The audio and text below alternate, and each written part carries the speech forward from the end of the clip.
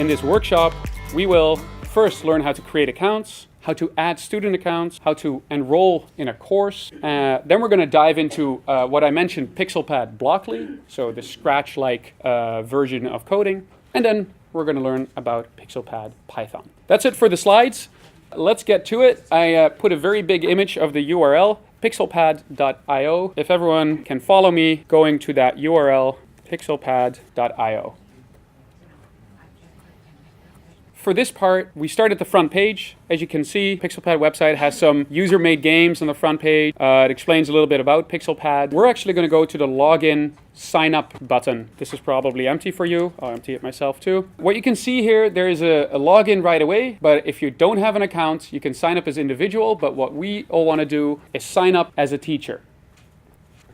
Here you can put in your school name, your email address, password. So I will name my school under the GUI. My email address is evo+1234@underthegui.com, and I'm not going to tell you my password.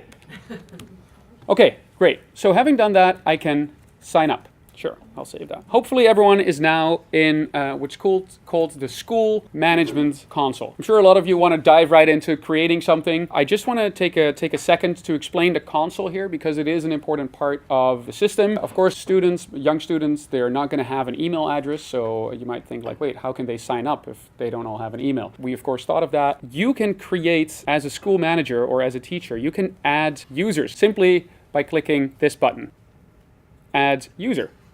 Okay, you can put in a first name here. Let's say Jane Doe would be my student, and I can give her a username, which again I'll call Jane Doe, and I can give her a password. So in this case I will say it, or I guess you can even see it, Hello Jane. I can actually set the role here. If I have a teacher that I want to add, perhaps they don't want to use their email address, I can actually even add teachers, and then teachers can enroll their own students, or I can enroll a manager. In this case I just want to show adding a user.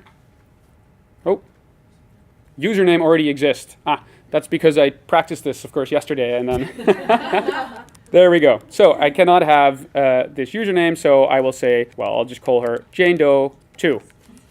Password, I can keep the same. Hello, Jane, add user. There we go. So now I have a student account that I've created. So if the student would go to the web page over here, all she has to know is her username and the password, Hello, Jane.